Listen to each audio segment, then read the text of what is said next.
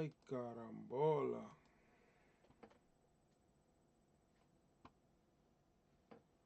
What's up, Wizbot? Yeah.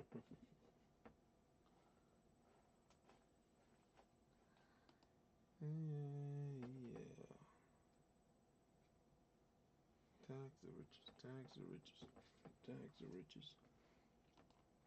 Let's see what type of music do we want to listen to?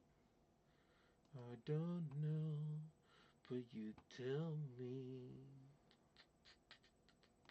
Oh yeah, oh yeah, oh, oh, oh.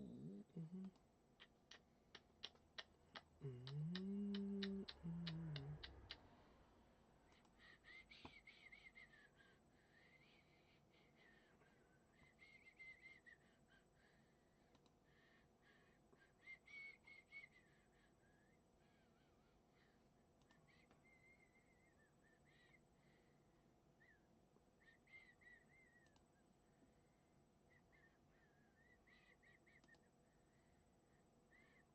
Everybody's looking for Vicar, huh?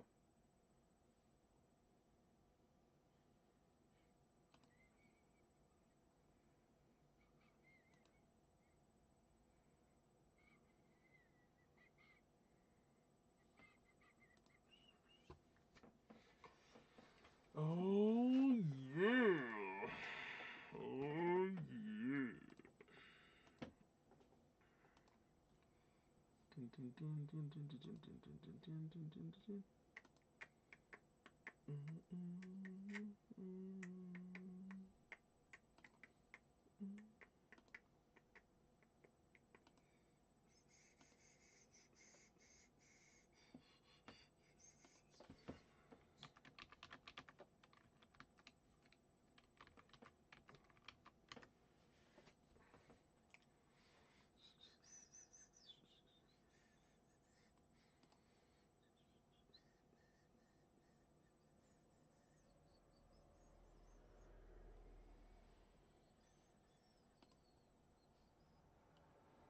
Let's go. All right, we ready.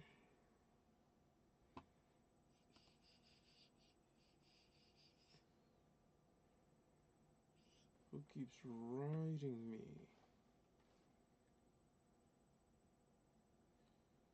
Kiki.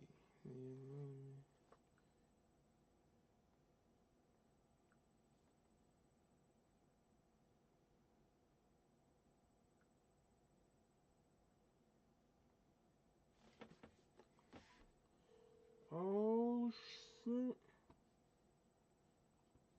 Let's go. Euro USD.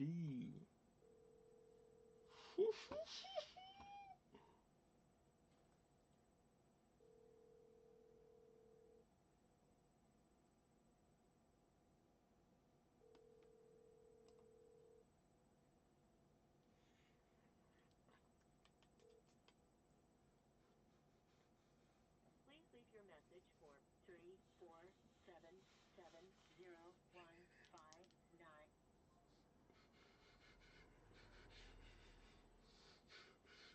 Oh yeah, we are in. Let's go. All right, let's check this out. Let's check this out.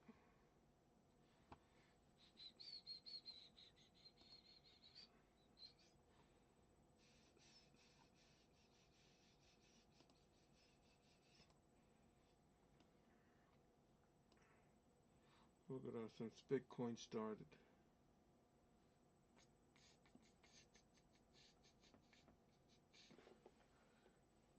Bitcoin started at $2.22.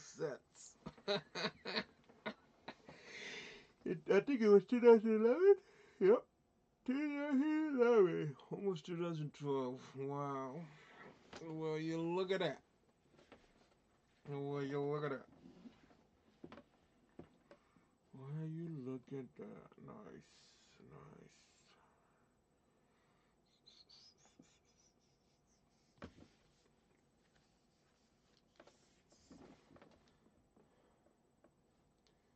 nice. let's see. We should buy more.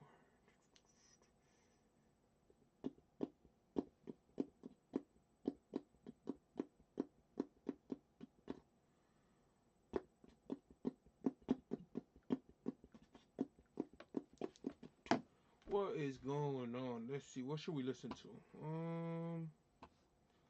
Let's listen to some motivational stuff. Yeah, let's listen to some motivational stuff. Let's see.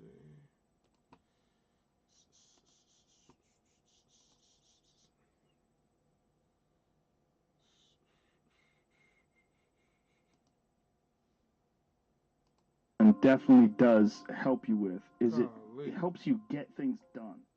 And when you get things done, when you actually do things, you have more success. You have more success. And sometimes a big part of success is just not being fucking lazy and just doing it. That's like 90% of it is just showing up. Get there and start working. Like, you're not going to feel perfect every day. If I only worked out when I felt good, I'd be a fat fuck. Because there's a lot of days I don't want to do it. It's pretty much the same with everybody that actually gets good at something. There's got to be those days you push through, and they're probably going to be more numerous than the days you don't.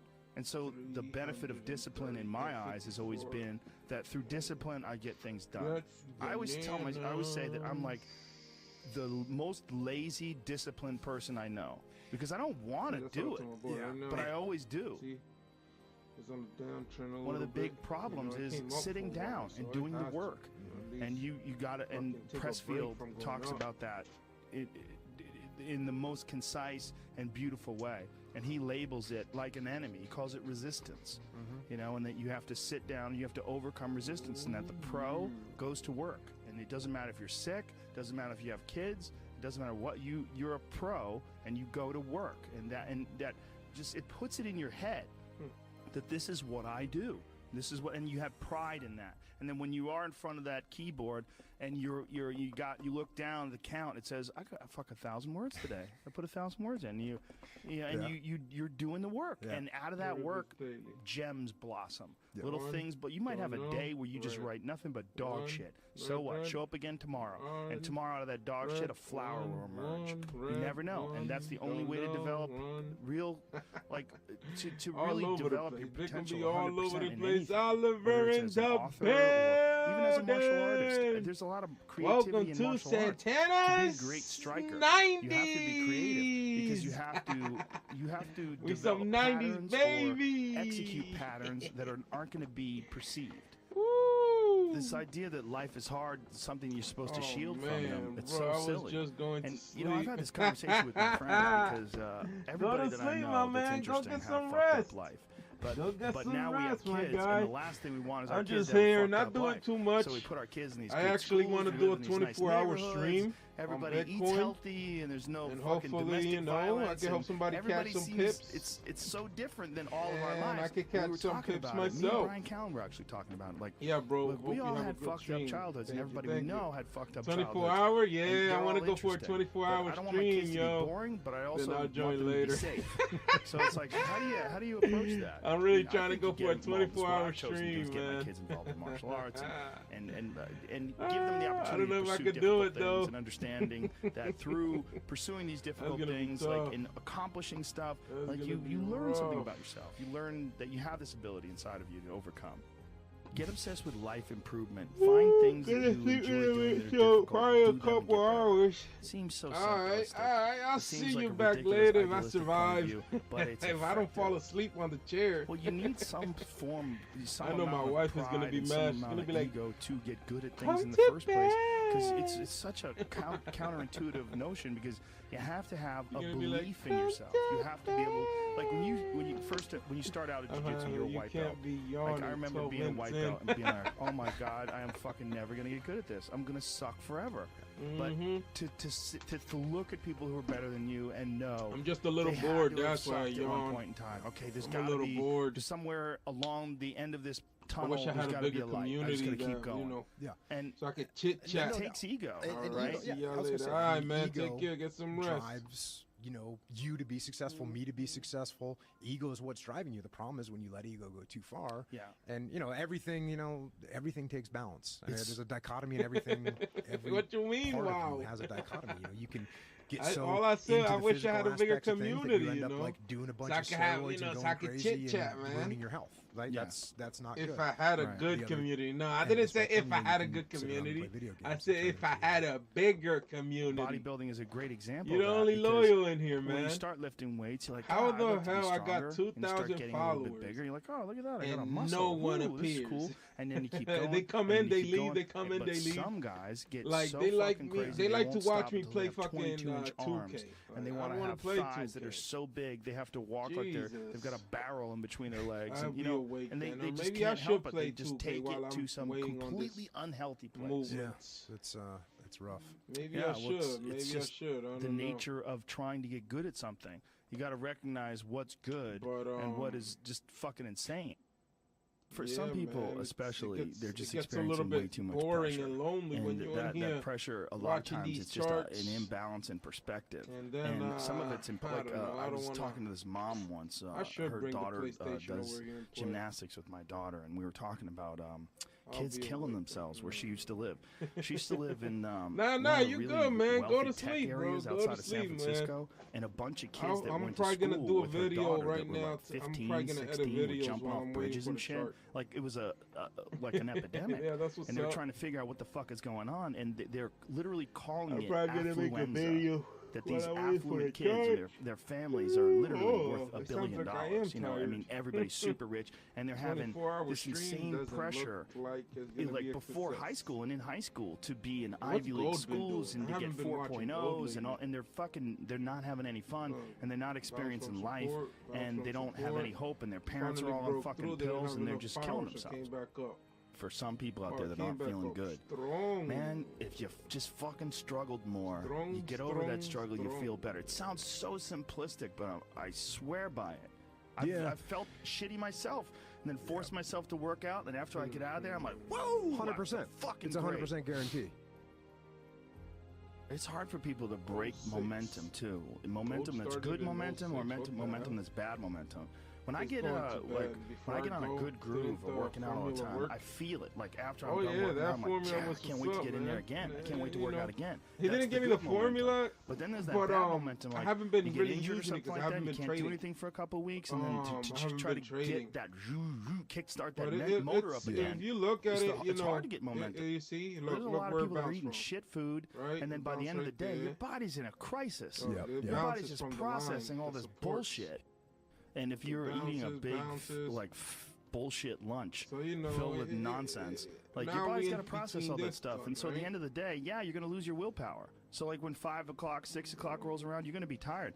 But So, if you know, you you kinda- have a it healthy kinda- you lunch can kinda and tell you know, where you're properly fueled, bounces and then from you and also shit have like that. So positive it does people in your work. life, everyone's motivated. By the end of the day, you're It's going to just feel a lot good. of lines. That's the only Whatever thing. the fuck your thing is, just go and do it. Just force yourself to do it. And if Lot you the feel like shit lines. because you ate lunch, Lot the then your lunch lines. was, filled with bullshit. Look. Well then, hey dummy, don't eat shitty you lunch put- if I tomorrow. put- Tomorrow alright, try a well, nice I'll have to- salad. Yeah. Try a Machine, salad I'll with some join that. salmon. Alright, man, and take see how you care. feel then. You're like, hey, I Get feel some way rest. better today at 6 o'clock.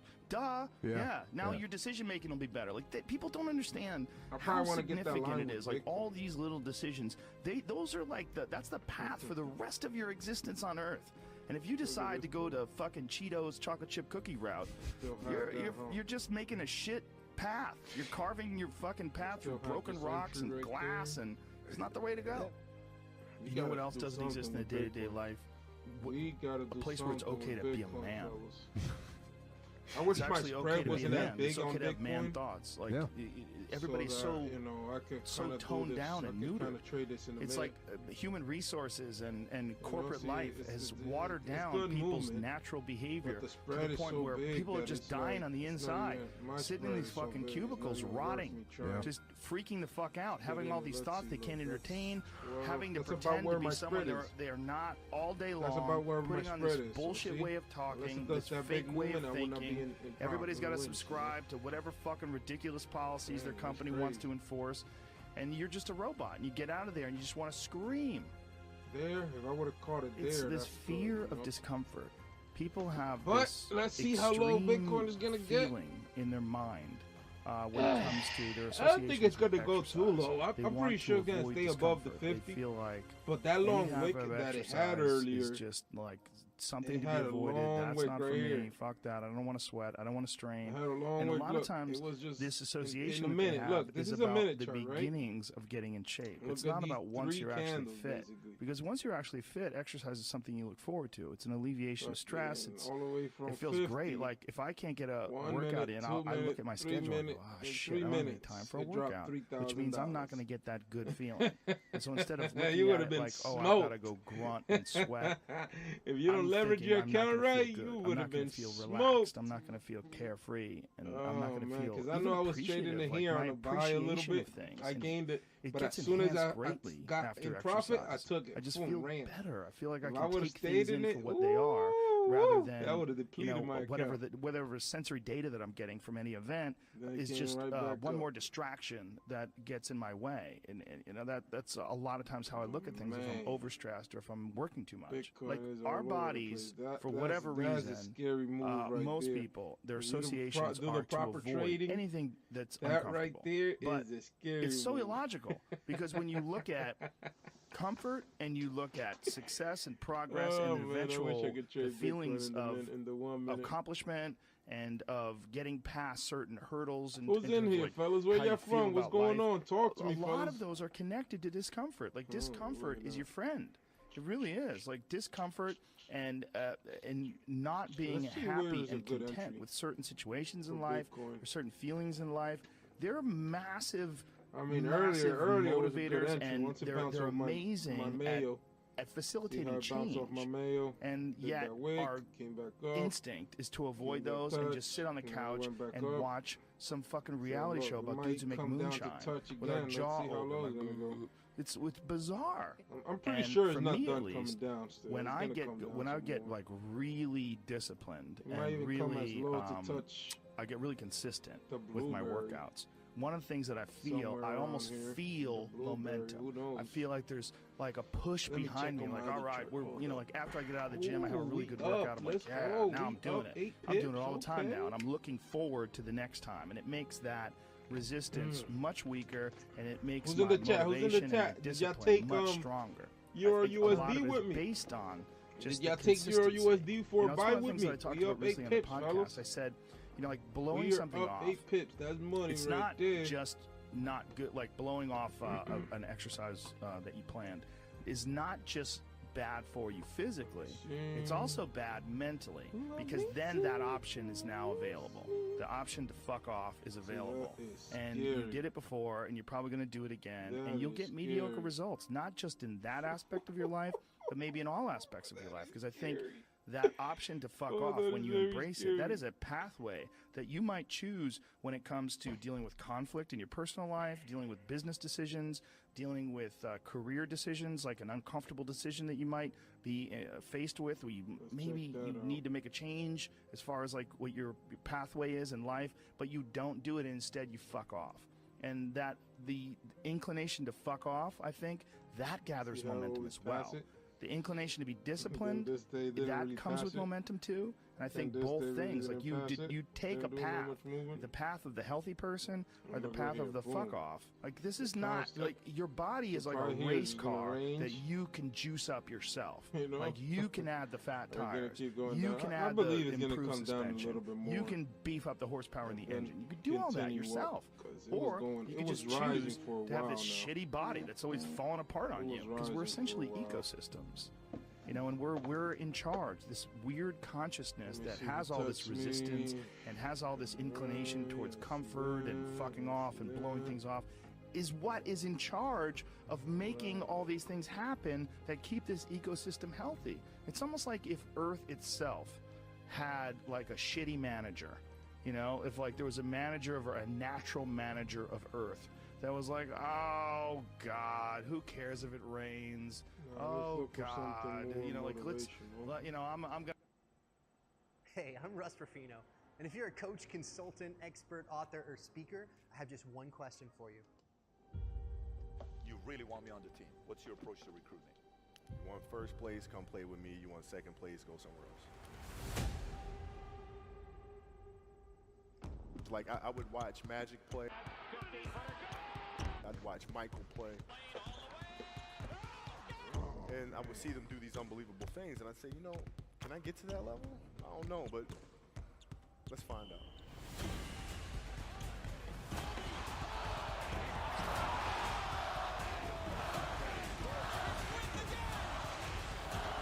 That's why he's the best player in the game.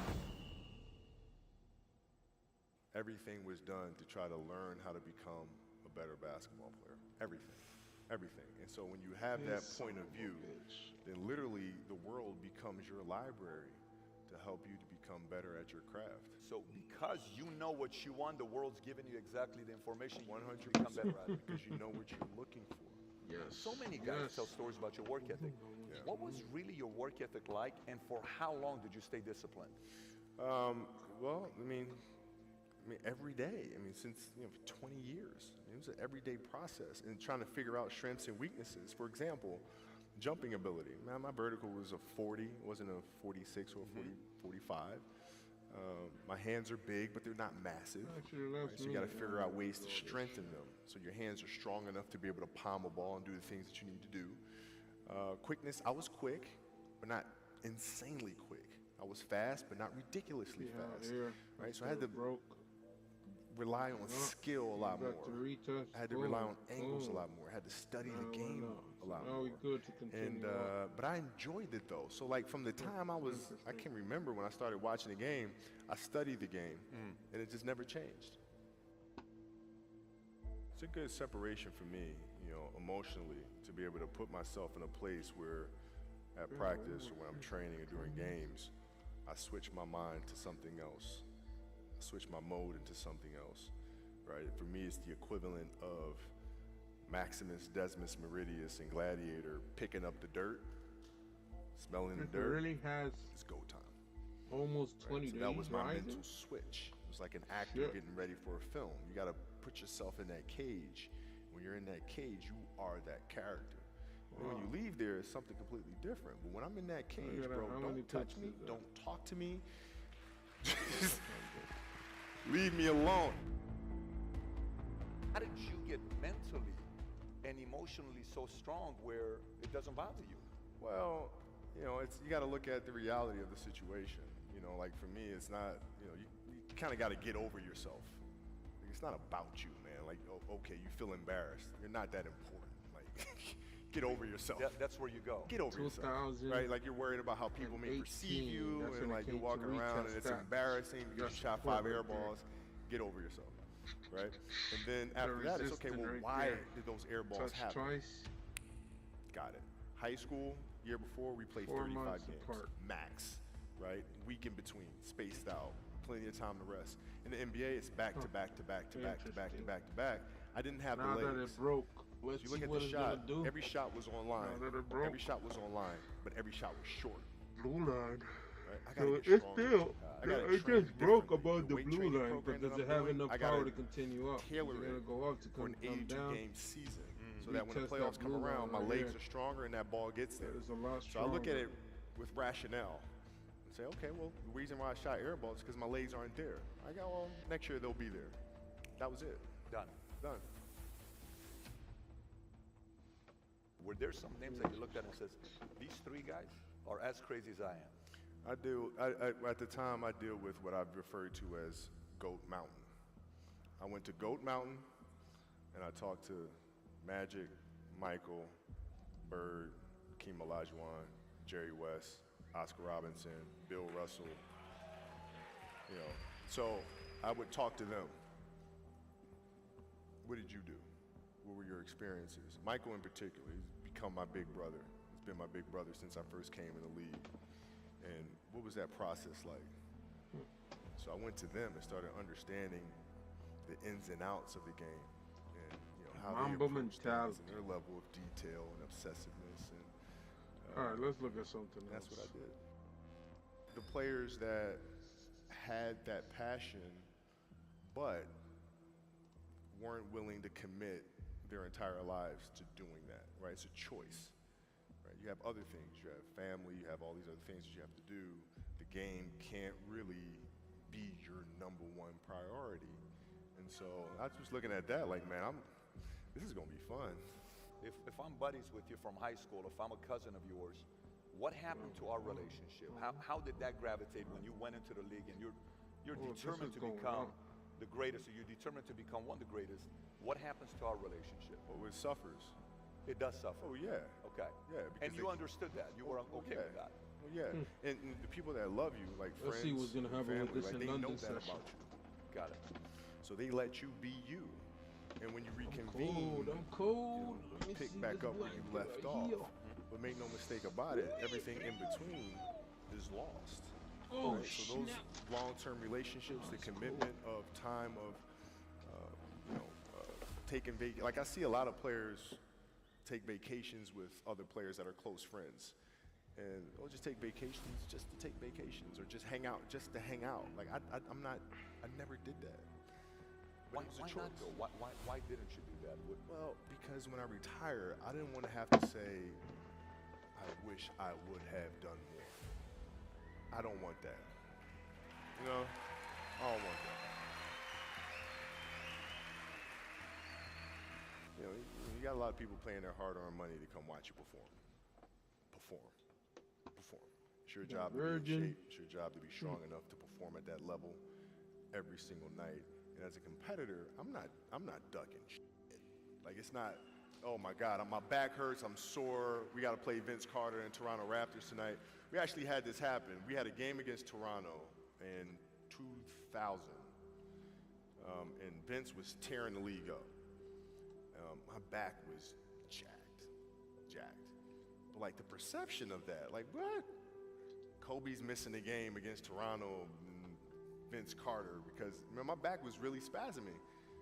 But people will be like, what? Oh, he's ducking Vince. Excuse me? No, I don't think so. So I would be in the layup line like, okay, there's a lot of days where you can rest and recover. Today ain't one of them. Your back can bother you any other day. That ain't bothering me today.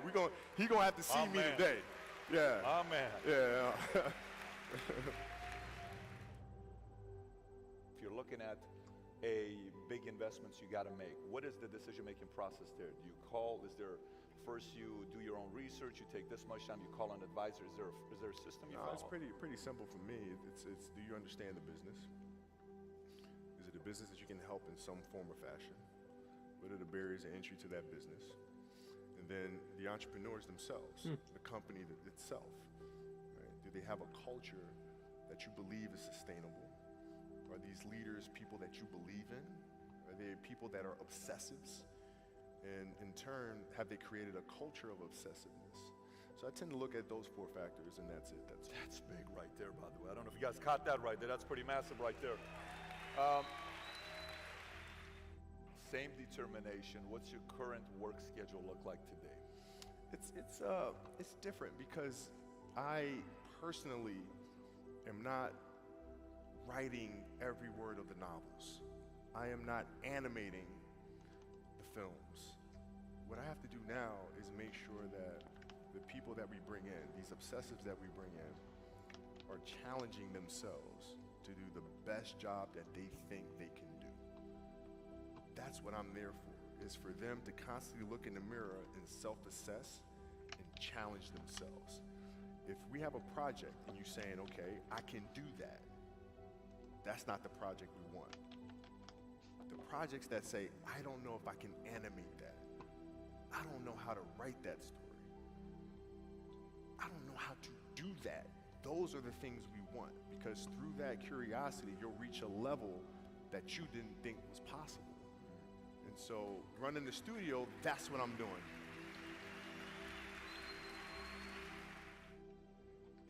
You're playing against the Golden State Warriors. Score is 107-109.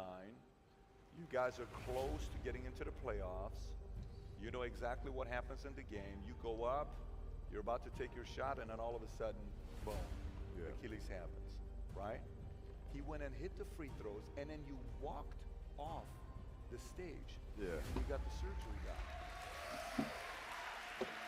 Right. I went in the trainer's room, my kids are in there, and they're looking at you and stuff, and I'm looking at them, and I'm like, It's all right. Dad's gonna be all right. It'll be fine. It'll be all right. It'll be all right. It'll be all right. As a parent, you gotta set the example. You gotta set the example. This is another obstacle. This obstacle cannot define me. It's not gonna cripple me. It's not gonna be responsible for me stepping away for the game that I love. I'm gonna step away on my own terms. And that's when the decision was made that, you know what? I'm doing it. I'm doing it. You're a freaking beast, bro. Yeah.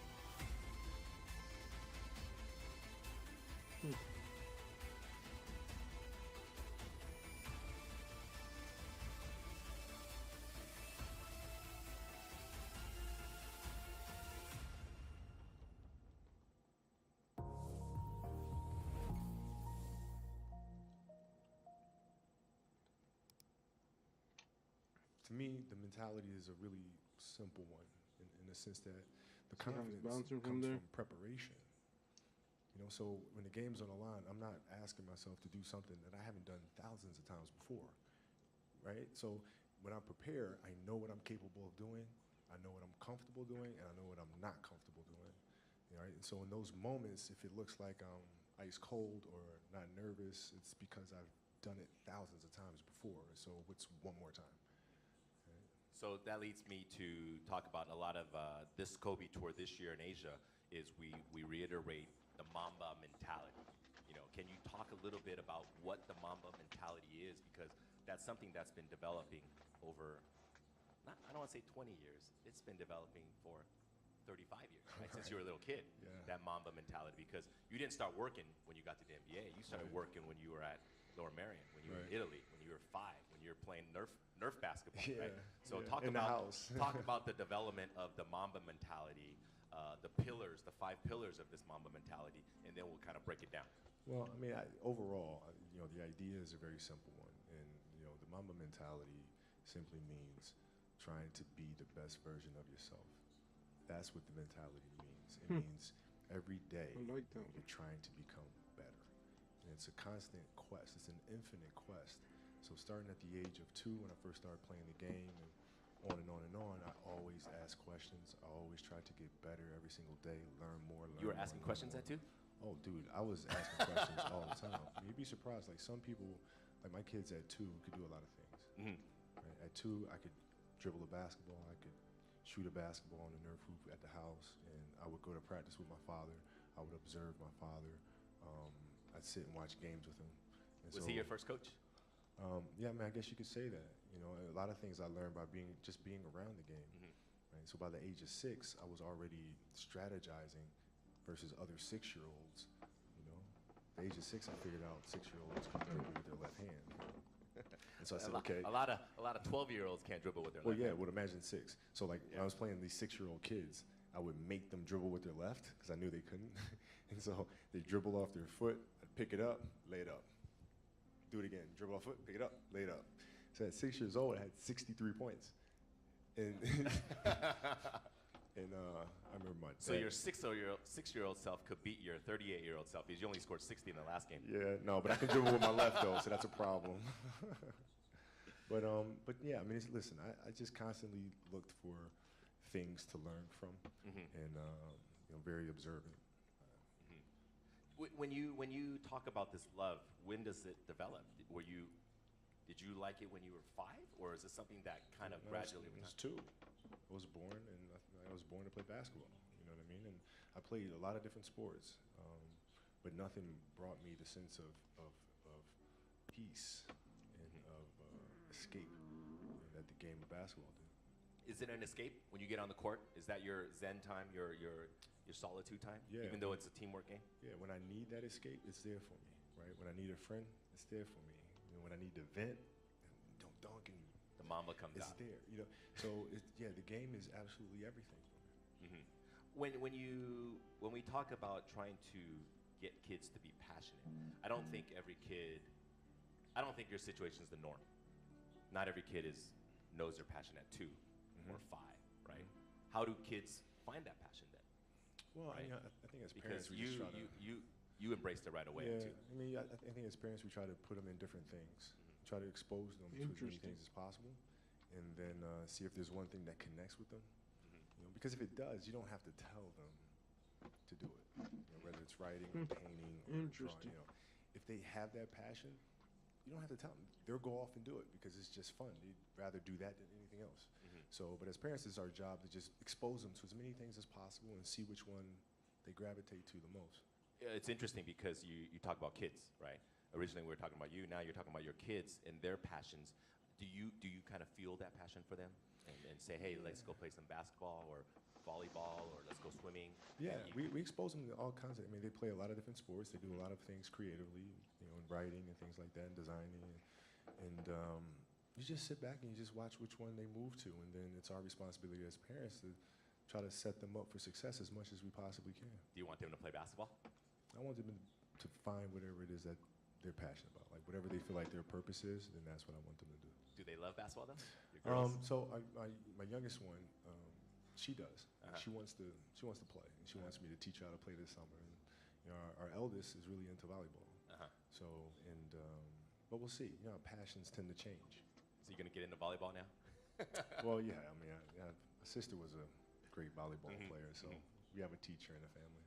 Is there one moment where you can say it defined your passion for basketball? Is there a story or moment when you said, "Damn, that was it. That was like when I felt really passionate." No, it doesn't. It never leaves. It never leaves. Like the game is just a part of me.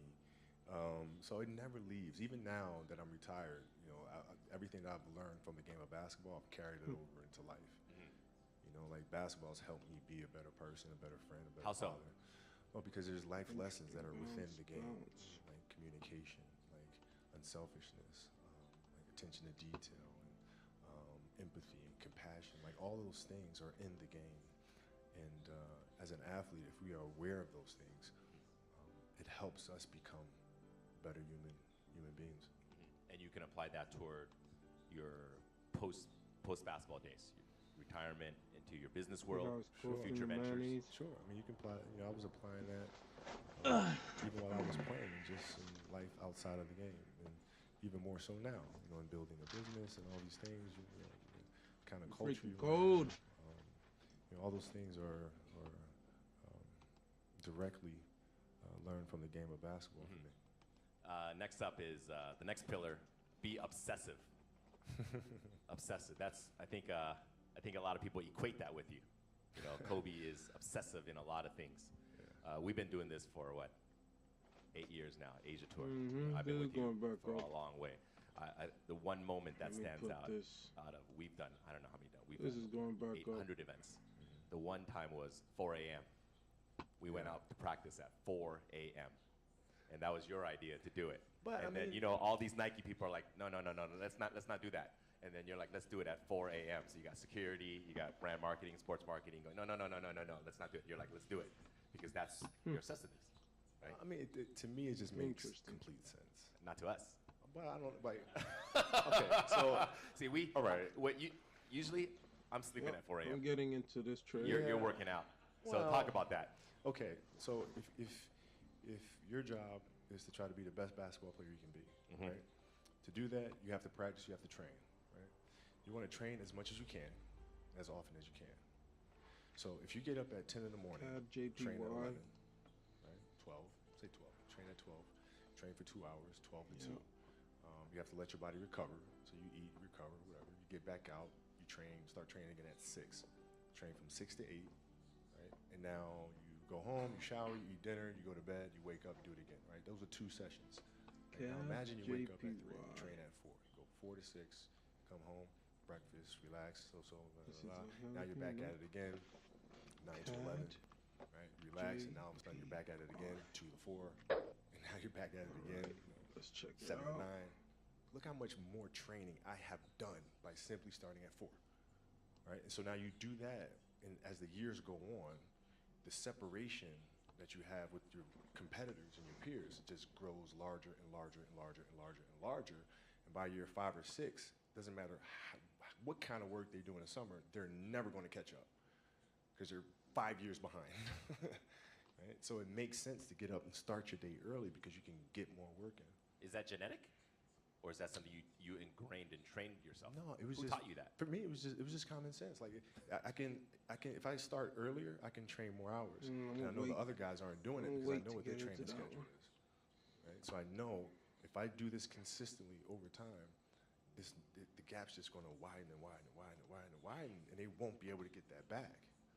So to me, it was just common sense. I'm like thinking, how can I get an advantage? Oh, start earlier. Yeah, let's do that. When did you start doing that?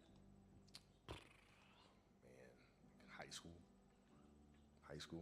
My first class in high school was 7:45. I used to get to the gym around 5 a.m. and I'd play before school.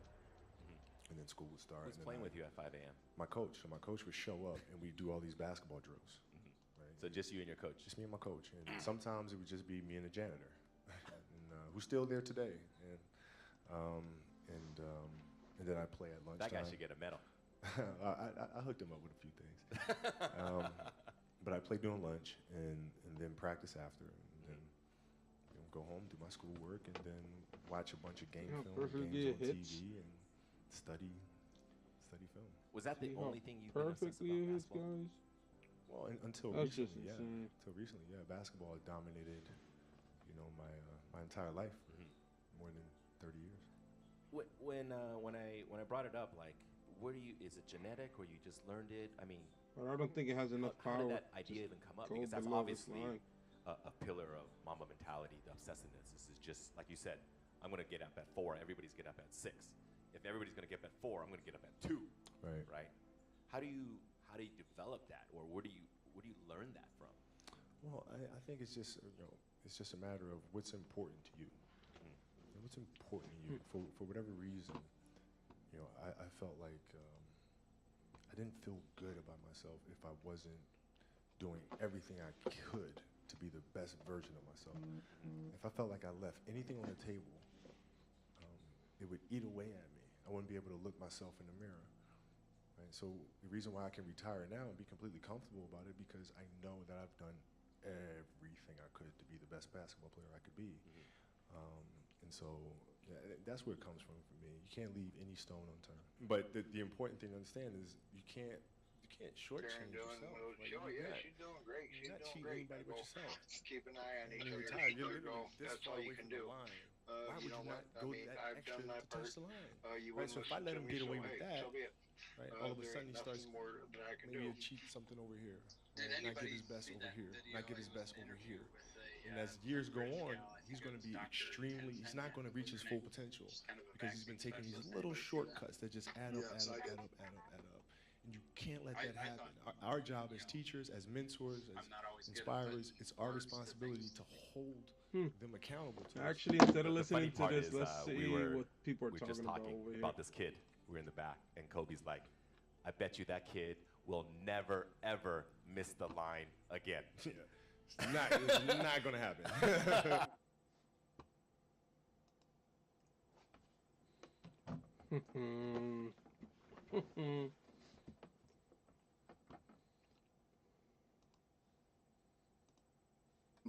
Us shoving something in their face, if you will.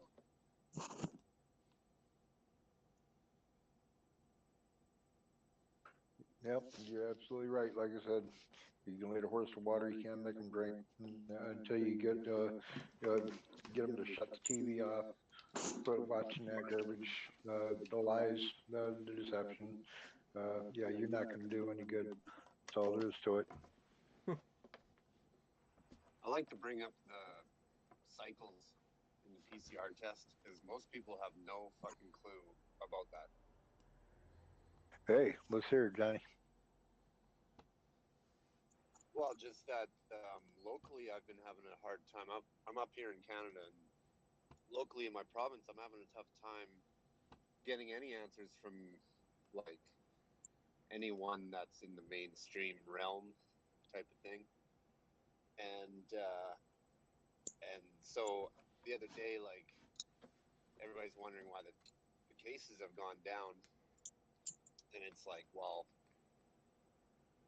since Biden got sworn in, the CDC lowered the guidelines from 40 cycles to 25, which is going to lower the case numbers because all that other, it's a little bit more defined if it's even real. But yeah, it's just something that not a lot of people know about at all, unless you're, in the know on the internet.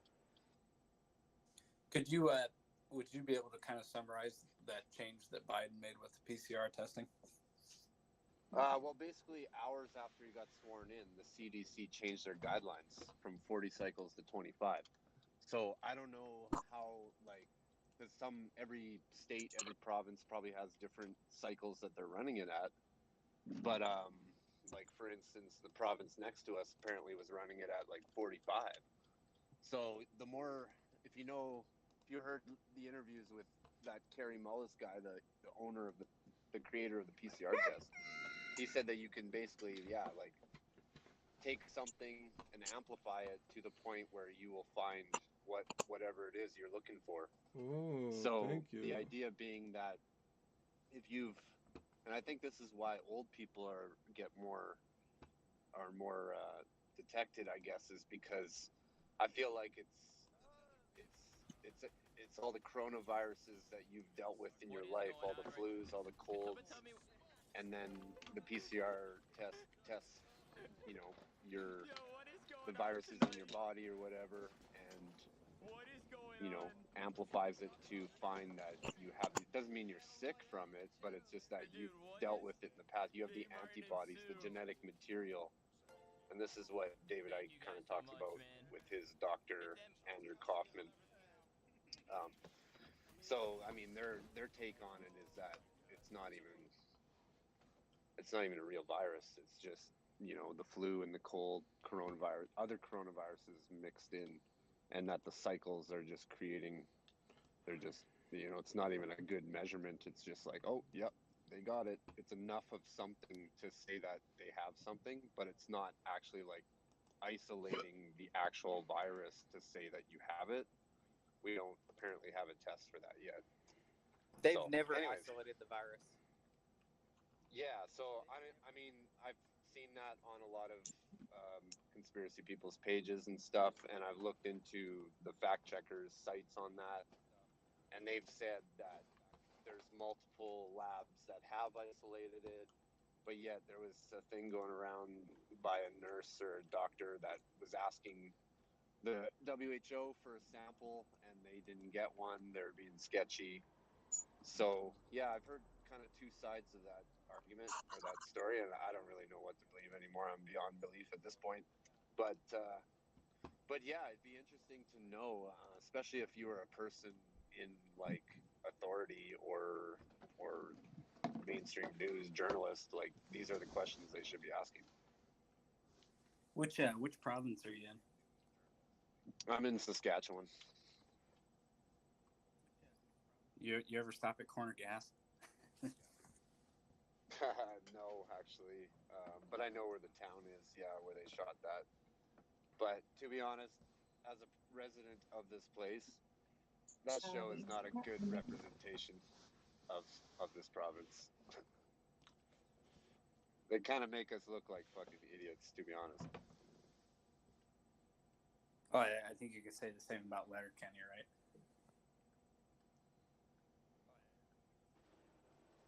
Yeah. Yeah, for sure.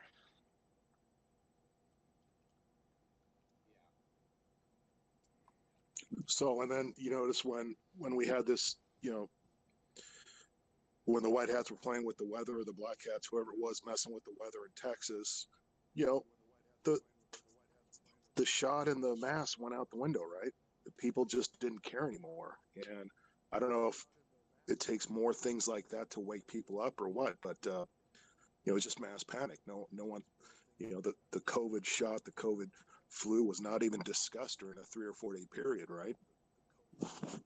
Oh, I think he had bigger fish to fry. Literally. Yep. It'd be interesting to watch the stats of COVID in those areas. You know what I mean?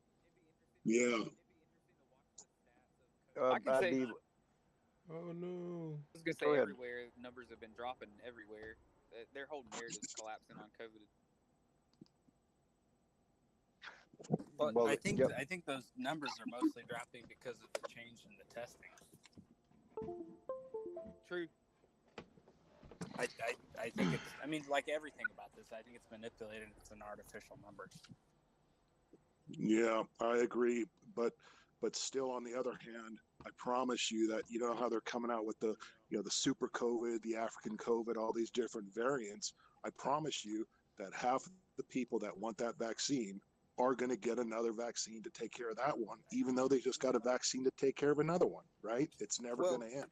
the biggest tool they have in their belt is fear, right? I mean, that's the Yep. number one way to manipulate people. So, eventually, even if COVID was real, people are going to become complacent. That every 3 months, if you roll out a new strain, then you got people right where you want them. Mm-hmm.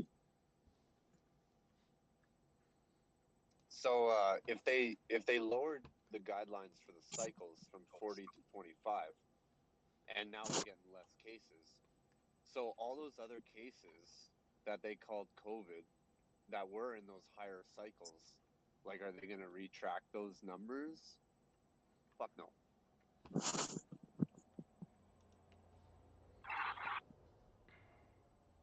It's kind of like the 14-day quarantine, and then they changed it to like 10 days. It's like, okay, why did we have to do it before? Well, I think it's about as logical as the 6 foot thing. It doesn't make any sense. Yeah, exactly. So it's always moving the goalpost, and the data, is what's going to go down in history, and that's kind of the scary part, because the data is just so like whimsical. Do you guys think that there'll ever be a day where the media is actually held accountable for spreading all this crap?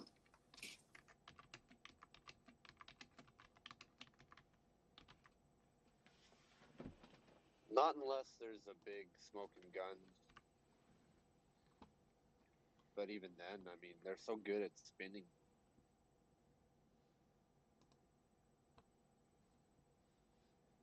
Well, everybody knows they're lying to their teeth through every just about every. They don't even report the news anymore. No. So it's, I mean, they're basically giving opinions, their personal their personal intel on what they see happening. And quite frankly, it's basically like they're twisting the minds of everybody watching them. Of course, their ratings have gone right to the tank. But it's just the idea, the fact, like Fox, going like they're almost non-existent anymore.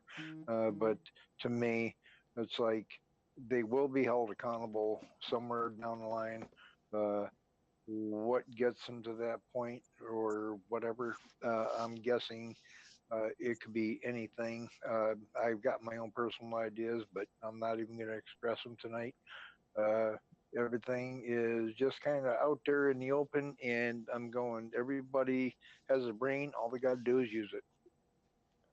Think he's going to run the op on March 4th, March 5th? Well, I think so, but you know what? I've been right and I've been wrong. No, I've been mistaken. I'm sorry. Yeah, I'm with you on the March 4th thing. I don't know if I just mentioned it. More things have to happen to wake people before I think the March 4th thing can happen, and that's why I mirrored it and thought maybe it's an April 3rd thing. I don't know. It just doesn't feel right. Yeah, I big agree. nothing burger. A lot Like can the happen in April a couple 3rd days. date, if you're like into numbers. It's actually my son's birthday, and this year it's going to be 4321. So I'm just like banking on that date. It's Hey, guys, decided. Her son's the guys. Antichrist. It's been established. It's all real. I'm kidding. Like, Just I a just real wanted quick to say, reminder, though, guys. Because there's some new people in here, I'm going to run through the guidelines for the voice chat. The first one is to make sure your mic is muted when other people are talking, so we don't get background noise and feedback and all that. Make sure you let people finish what they're saying before cutting them off. Try to be respectful, and also try to keep what you're saying to like under 2 minutes, so we don't have people monopolizing the mic too much. Obviously, no inciting violence, and try to watch the language. So thanks, guys. Thanks, Abby. 1,260 days after September 23rd, 2017 is March 6th, 2021. Yeah, I was just going to say, like, a lot can happen in a couple days or in a week. So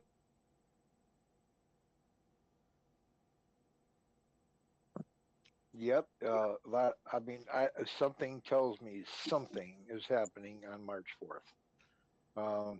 What I do not know. I wouldn't say President Trump is coming back on that day because basically, excuse me, if you think about it realistically, if everything goes the way that I thought it was going to go or believed it's going to go, he would still have to get reelected because basically he retired or he resigned from the so-called Corporation of America.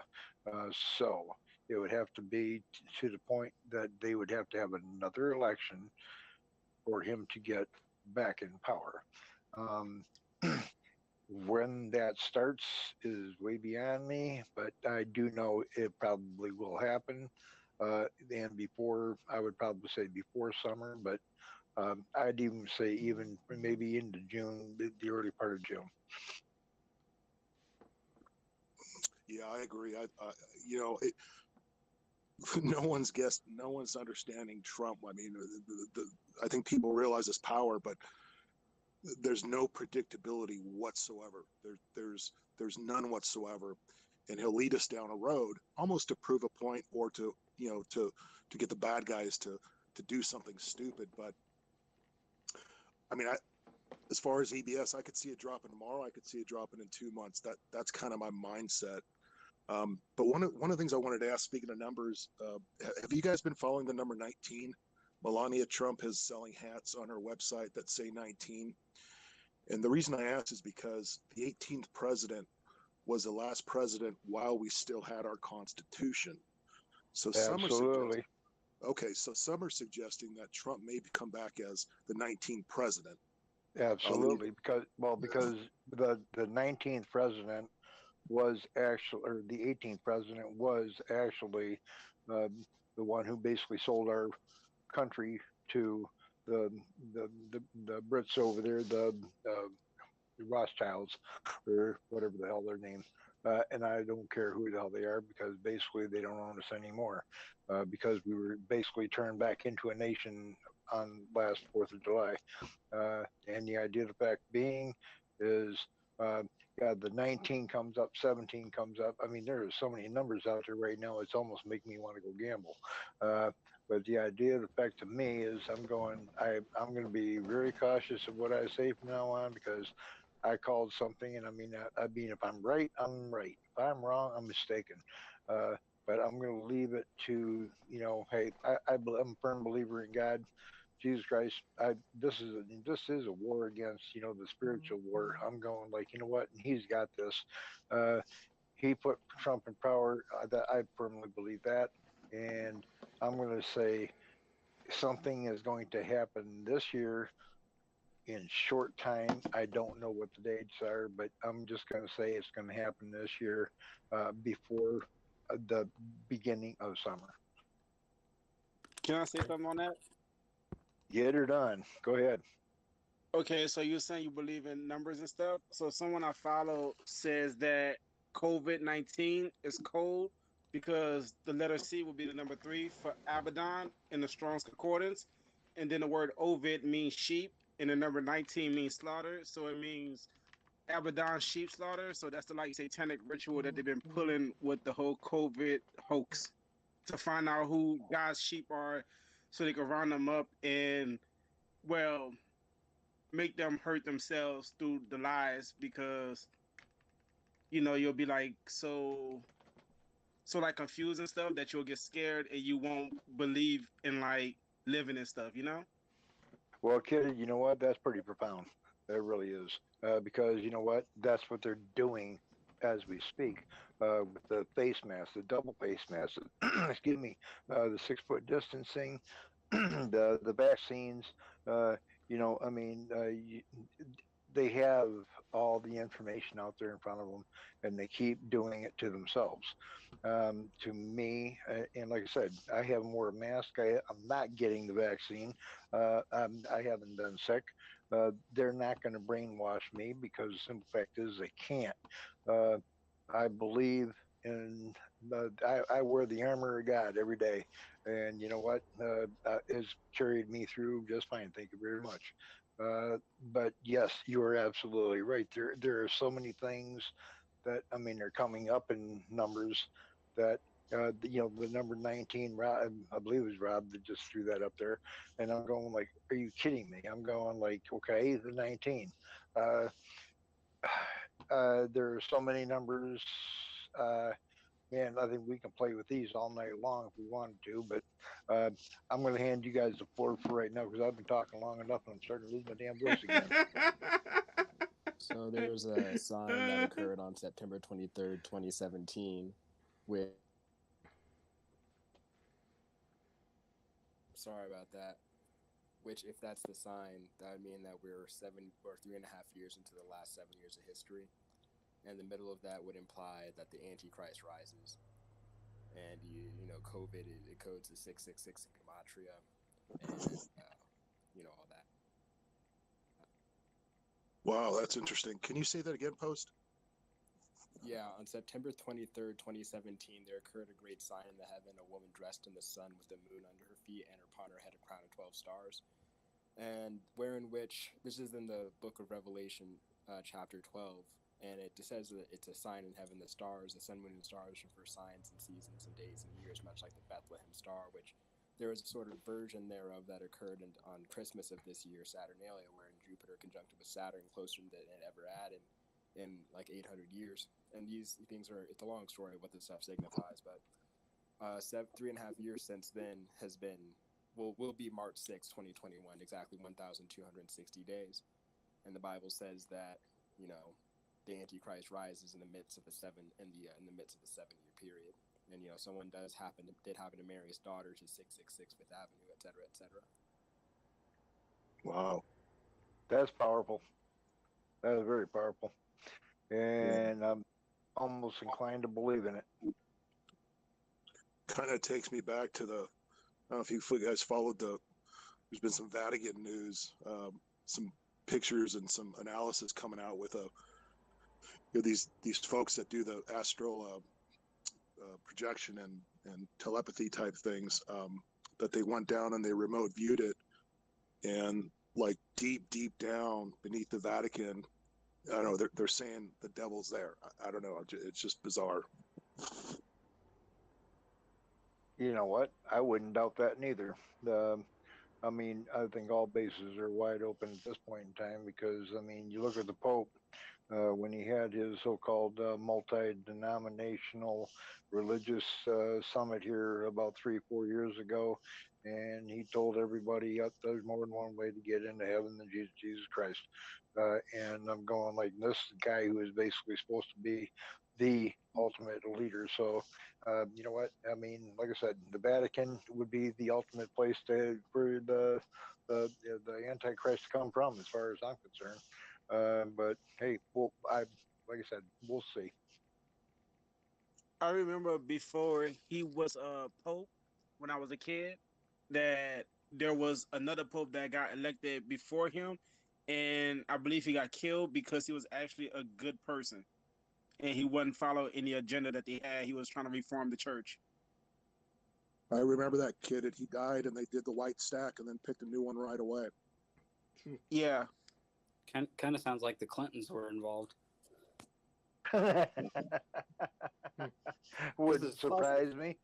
This is a slight change of topic, but did you guys see that thing where they're trying to put pressure on the cable companies to take off like Fox News and Newsmax and some of these quote unquote right wing news outlets off the cable channels? Yeah, I saw that. Go ahead, Freedom. No, I was just going to comment. I saw that today. I think and I saw it somewhere on Telegram. Yeah, but that's like, yeah. No, it just seems like there's no more freedom of speech.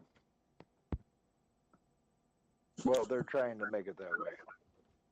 Go ahead, Rob.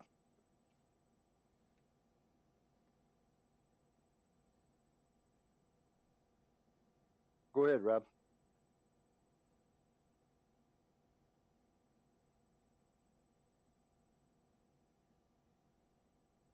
I think maybe he just had his mic on by accident.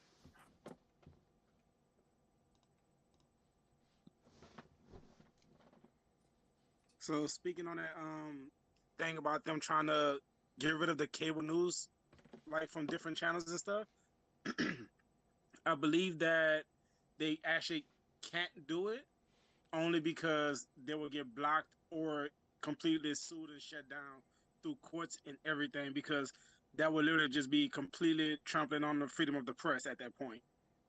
Well, I mean, from the private aspect of, like, you know, if I own a cable network, you know, they can choose. You know, if you cite it as freedom of speech, then the cooking channel that you took off because you didn't like, you know, you didn't like their show, you know, they could cite, oh well, you know, freedom of speech, you know, my show can do whatever. But I don't see it happening just from a practical standpoint of dollars. You know, they would lose so much money. I don't see it happening. Well, I would think that the cooking show doesn't have a specific press argument when it comes to like the freedom of speech thing on that part, because it's the freedom of the press that I'm actually arguing on that. Well, I yeah, agree, like in government, yeah, sure, but you know, on a private cable network, I definitely think the cable network could say, you know, no, we don't want to have the show on anymore. That's why different networks have different shows and some don't. You know, not every network carries every news outlet. Yeah, but I think the FCC would have to back them up on it if they ever took them to court. For sure. You know, if they had the wrong reasoning and whatever they used to end their contract, then yeah, I mean, they'd get raked over the coals. Like I would just be confused on the fact of Fox, because Fox has their own channel, you know? So it's like that's their part of the network, even though they're probably signed into some kind of package through the provider. Well, when they started doing the backstabbing, though, they went ahead and they started losing their clientele. So whatever they have been doing, I mean, I had not got a clue, and then they went ahead and they've been firing all the good commentators and everything, and then they go ahead and keep all the dirtbags. So they might. I think Fox is on their way out. To tell you the honest God truth, that's just my opinion. So we'll leave that at that. But you know, uh, uh, the ONE national news or whatever they all are. I mean, I don't even watch. I don't watch any news at all. I'm going like because I don't want to get my blood boiling. God's got me settled down to this point, so I'm doing pretty good in that regard. But yeah, as far as the news goes, I think there's only one, two, or three. I don't think there's only three actual news networks that actually speak of the so-called actual news. But hey, we'll see what happens down the line here. It's Yeah, remarkable. Go ahead, Post. Oh, thanks, man. It's remarkable that all the news stations are, I mean, irrespective of what line, whether you're on the liberal so called position or the right so called position, there's no real space to seriously level any foundational critiques of the state of Israel and the United States position as a beneficiary to this, or a benefactor to the state of Israel. And any criticism thereof is labeled as quote unquote anti Semitic. And then, furthermore, this particular group of people, which in the Bible are very arguably described as the synagogue of Satan, and who do have a book which describes Jesus as boiling in a vat of excrement and being the son of a whore, and a legionnaire named Pantera, these people do happen to are claiming that their Messiah is going to come back before Rosh Hashanah of this year, being before spring, which would put us squarely within 1,260 days to 1,335 days from Revelation 12, which may have happened September 23rd, 2017. Well, I'll be looking forward to that, brother. I'll tell you that. But that's an honest to God that. I mean, excuse me. Yeah, when we see the abomination of desolation sitting upon the throne, I'm going like, you know what? That means we got the taken up by the caught up being going to be happening, and I want to be the first in line for that. Quick line of thought on that. The Bible, most of the time, when it talks about the holy place and the temple of God in the New Testament, especially, and really that's the most times it comes up, it's referring to the body. And the first abomination that made it desolate, what happened during the Seleucid, the Maccabean period, where Antiochus Epiphanes sacrificed a pig on the altar on the Hebrews' altar unto Zeus, and this was an abomination because you're not there. That's very astute. I never thought about that at all.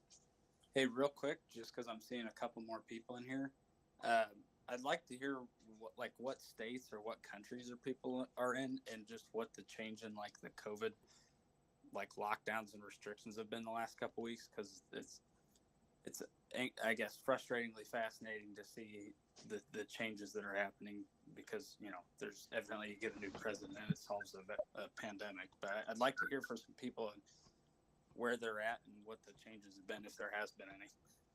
Well, I'm in Southern California, and I got gruesome Newsom, so I'll just leave it at that, Addy. I'm also in California.